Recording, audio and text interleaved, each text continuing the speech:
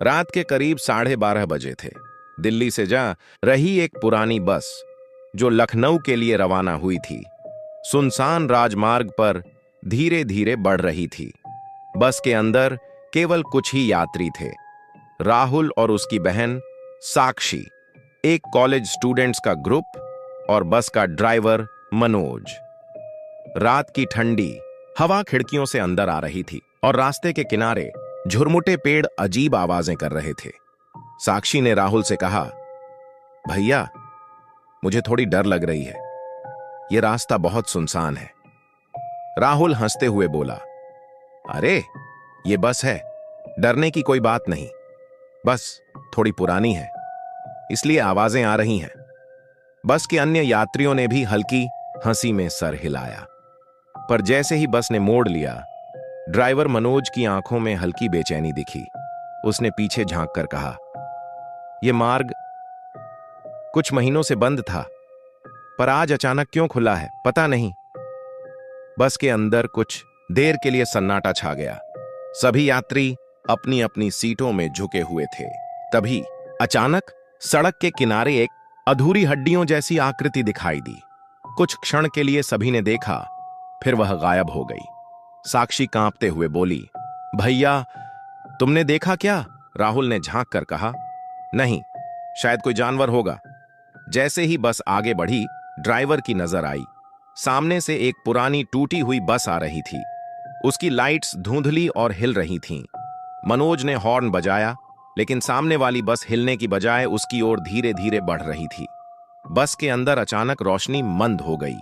यात्रियों ने देखा, सामने वाली बस की खिड़कियों में कोई नहीं था, पर अंदर से हल्की हंसी और फुसफुसाहटें आ रही थीं।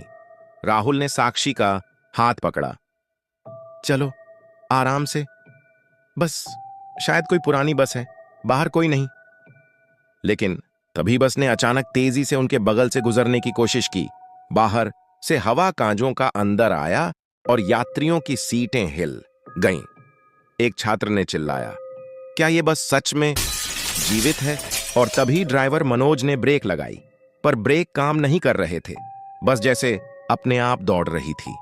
साक्षी ने रोते हुए कहा, भैया, हमें कुछ करना होगा। राहुल ने पास के पास खड़े एक लाइटर उठाया और बाहर झांक कर देखा। सामने वाली बस अब बहुत करीब थी और खिड़कियों में किसी का चेहरा झांक रहा था। चेहरा सफेद, धुंधला और आंखों में लाल आग जैसी चमक थी। यात्रियों ने डर के मारे अपनी सीटों में झुक गए। बस के अंदर रोशनी झपकने लगी और अचानक सभी मोबाइल और कैमरे अपने आप ऑन हो गए। राहुल ने कहा, यह कैसे हो सकता है? कोई तो फंस गया है। साक्षी ने कांपते हुए कहा, भैया, यह बस हमें कहीं ले जा रही है, खुद से नहीं रुक रही। मनोज ने जोर से हॉर्न बजाया, पर सामने वाली बस अब उनके ठीक सामने खड़ी थी और अचानक उसके दरवाजे अपने आप खुले। यात्रियों ने देखा, दरवाजे से बाहर कोई नहीं था, लेकिन हवा में किसी की फुसफुसाहट सुनाई दी, तुम हमारे साथ आओगे? बस की सीटें अचानक हिलने लगीं और यात्रियों के चारों ओर एक अजीब ठंडी हवा घूमने लगी। एक औरत का चेहरा दिखाई दिया, सफेद धुंधले कपड़ों में, लंबे काले बाल, आंखों में लाल चमक और हाथ आगे बढ़ाए हुए। साक्षी चीखते हुए कह उठी, भैया, वो औरत देखो। राहुल ने टॉर्च के लाइट को उस तरफ घुमाया। औरत धीरे धीरे बस के अंदर बढ़ रही थी, पर पैर जमीन को नहीं छू रहे थे। मनोज ने बस रोकने की कोशिश की, पर ब्रेक काम नहीं कर रहे थे। बस जैसे खुद ही बढ़ रही थी और सामने वाली बस का चेहरा उनके सामने मंडरा रहा था। यात्रियों ने एक दूसरे का हाथ पकड़ा। छात्र और छात्राएं चिल्ला रहे थे। राहुल ने कहा, हमें बस से उतरना होगा, चाहे जो हो जाए। साक्षी ने डरते हुए कहा, पर बाहर सड़क भी नहीं दिख रही, बस एक अंधेरे में फंसी हुई है। तभी अचानक बस के अंदर की लाइट पूरी तरह बंद हो गई। सिर्फ बाहर की चांदनी से उनकी परछाइयां दीवारों पर दिख रही थीं। और तभी एक भारी आवाज गूंज उठी, अब तुम हमारी बस के साथ हो। चारों यात्री कांपते हुए अपनी सीटों में जड़ हो गए और सामने वाली बस की खिड़कियों में अब कई चेहरे झांक रहे थे। पुराने यात्रियों के, जो कभी इस मार्ग पर फंस गए थे। साक्षी ने धीरे से कहा, भैया, यह बस भूतियां हैं। राहुल ने गहरी सांस ली। हमें कुछ करना होगा। नहीं तो हम भी कभी बाहर नहीं निकलेंगे। बस अभी भी तेजी से दौड़ रही थी और चारों की आंखों के सामने अंधेरा फैल रहा था। फुसफुसाहटें तेज हो गईं, हंसी अब चीखों में बदल गई। और तभी बस अचानक एक पुराने टूटे हुए पुल के सामने रुकी। बस का इंजन बंद हो गया, पर सामने वाली बस अब और करीब थी। यात्रियों ने देखा, वह बस अपने आप खुल गई और अंदर से हाथ बाहर निकले। हाथ इतने लंबे और झुर्रियों से भरे थे कि पूरे रास्ते पर उनकी परछाइयां गिर रही थीं। मनोज ने डरते हुए कहा, भागो, अभी भागो। सभी यात्रियों ने सीटों से कूदकर बस से बाहर भागने की कोशिश की, पर जैसे ही वे कदम बाहर रखते, जमीन झुकी और एक अजीब ठंडी हवा उन्हें खींचने लगी। साक्षी चिल्लाई, भैया, मुझे मत छोड़ो। राहुल ने उसका हाथ पकड़कर जोर से खींचा। तभी बाहर से वही औरत का चेहरा दिखा, मुस्कुराते हुए, और हवा में आवाज गूंज उठी, तुम सब अब हमारी बस के यात्री हो। बस के पास अंधेरे में केवल उनकी सांसें और हिलती हुई छायाएं बची थीं। रात अभी लंबी थी और यह बस केवल शुरुआत थी। जो भी इस मार्ग पर आया, उसका कोई पता नहीं चला। रात गहरी हो चुकी थी। बस अब पुल के किनारे बिल्कुल शांत खड़ी थी। चारों तरफ सन्नाटा और हवा की ठंडी लहरें। राहुल ने धीरे धीरे अपनी आंखें खोलीं। वो जमीन पर गिरा पड़ा था और साक्षी उसके बगल में थी। बाकी यात्री गायब थे। साक्षी, उठो, हमें यहां से निकलना होगा, राहुल ने कहा। साक्षी ने कांपती आवाज में पूछा, बाकी लोग कहां गए भैया? राहुल ने चारों ओर देखा। सिर्फ टूटी हुई सीटें, धुंध और जले हुए टायरों की गंध। तभी अचानक पीछे से किसी के कदमों की आवाज आई। वो मुड़ा। ड्राइवर मनोज खड़ा था, पर उसका चेहरा अब इंसान जैसा नहीं लग रहा था।